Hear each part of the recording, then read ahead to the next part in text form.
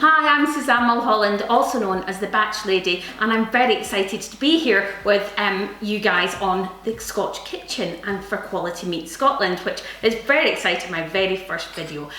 So usually I show people how to batch cook, how to use your freezer, how to make lots of meals using the same sort of ingredients, and that's exactly what I'm going to do here today. I have a piece of silverside, a 2 kilo piece of silverside here, and I want to show you how you can take a big piece, a big joint of meat, and how you can actually use it for a meal and then use it for lots of other dishes as well. Things that can also be refrozen again, okay? So people often think that cooking with red meat is tricky. This couldn't be simpler, and it uses very simple ingredients. So if you want a piece of meat to last a long time and go a long way in the current situation, then this is perfect for you guys, okay? So it's simple, it's easy ingredients, and if you want a piece of meat like this beautiful piece of silverside, you can contact your butchers. Lots of them are delivering at the moment, and I know that Quality Meat Scotland are also really trying to get into all the supermarkets and make sure there's plenty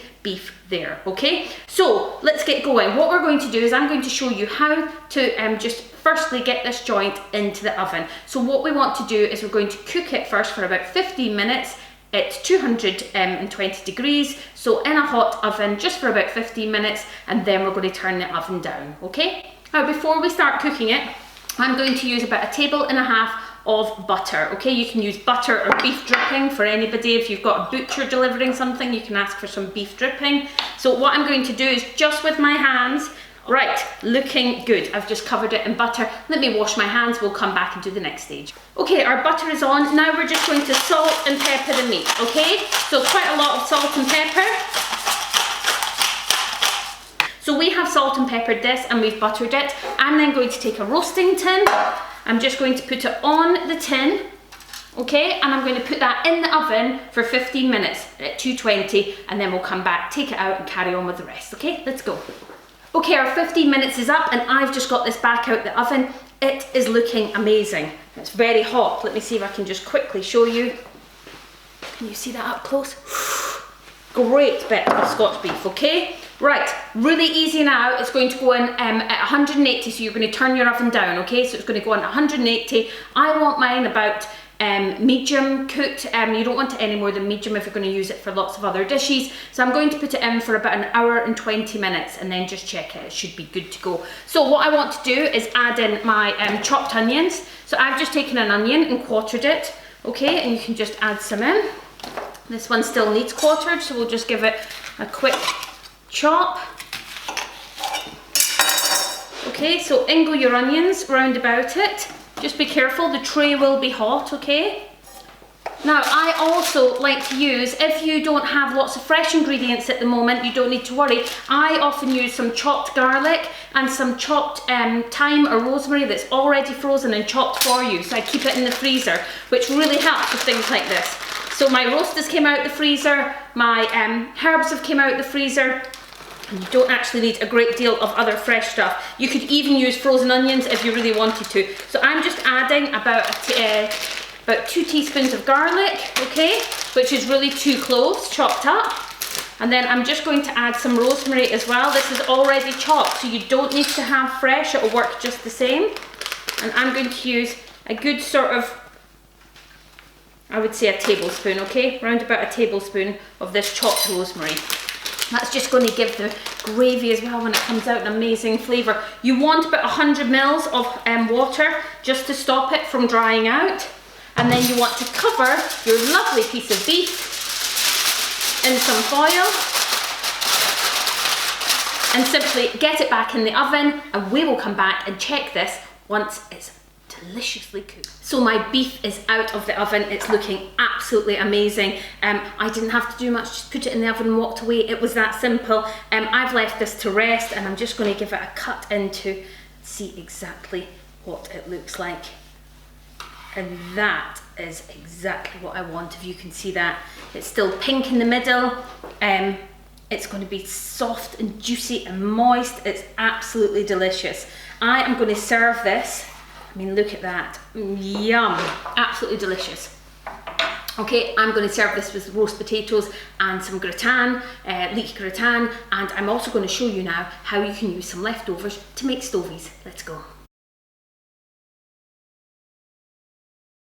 So that's how easy it is to cook a large joint and serve it with roast potatoes, gratin. Then you have some left over. I've got plenty left over here and I want to show you what I'm going to do with it, okay? And I'm going to show you how to make really simple stovies in a couple of minutes, okay? You want to take some butter, just some salted butter, and give it a little chop into some cubes and put it in a big saucepan, okay? So saucepan goes on the heat and in goes your butter. Next you're going to use, I tend to use frozen already chopped onions, so you're looking for about 150 grams, or you're looking for an onion chopped up and put in as well. Okay, so as soon as your butter comes up to boil, comes up to heat, you want to add in your chopped onions. We'll do that in a minute. Another thing that we're going to use is we're going to use some carrot and sweet mix that you can pick up from your local supermarket. It's already chopped for you, so it's really easy to do. Okay, mine is here and it's just 40p already chopped up. Right, so in my onions go. Okay, now while my onions are just starting to brown, you want to take about 7 potatoes, okay? So it's roughly about 700 grams of potatoes, and you want to peel them and chop them up, okay? And you're dicing them into little diced ones. So let's just move this out the way and finish this one, okay? I had diced most of them up just to, just rather than you watching me dice potatoes. Okay, so dice up your potatoes, and then as your onions are cooking, you've diced your potatoes, you want to make with a Knorr stock cube, you want to get 500 mils of stock, okay? So you can use a stock cube for that, or if you already had stock left over from something else, you can use that. Okay, so in the pan, we now want to put our carrot and sweet mix. That just goes straight in. We want to add in our potatoes. Move that out of the way. We want to give some salt and pepper. You don't need a lot of salt because of course the stock's going to be salty anyway. And in our pepper goes as well. Next we're putting our stock in. And that is all just going to cook away nicely, okay? You want to leave it to cook until everything's gone down to a lovely mush, which is going to take just over an hour and 10 minutes. But there's nothing else you need to do. You can just leave it there to just work away itself. Now, in terms of our beef that we've got left over, you can also put the beef in now. What you want to do is take your beef, and you probably want to trim the fat off it, and then just cut it into little bits, and you're adding those little leftovers into the Stovies pot just now.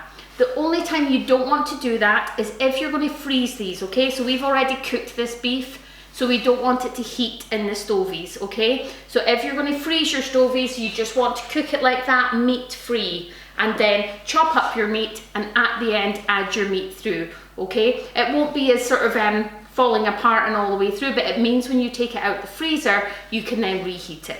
Does that make sense? Okay, but for us, we are going to eat this just now, so the Stovies are going to go right in. So I'm just going to chop up the meat, in it goes, and let's come back in about an hour and 10 minutes and see how it's doing, okay? Guys, the Stovies are out, and here they are. Look, so we ended up having our roast beef dinner, and we'll probably get 2 roast beef dinners out of that. I got Stovies that could go in the freezer. You don't need to eat them straight away. You can put them in the freezer if you want. For lunch, you can add some to noodles. We love eating sort of noodles and ramen, and putting some beef over the top is absolutely delicious. And again, brilliant just for your good old-fashioned sandwiches for lunch as well. I mean, absolutely superb. If you've got so much beef left over, you can always put it in a little reusable freezer bag, seal it up and put it in the freezer. This beef was defrosted, then cooked. Once it's cooled, you can freeze it again already cooked, and then bring it out and use it again. That's not a problem at all. Okay, I hope you've enjoyed this. I've absolutely loved it. Please use Scotch Beef, and I hope to see you again soon on the Scotch Kitchen. Bye.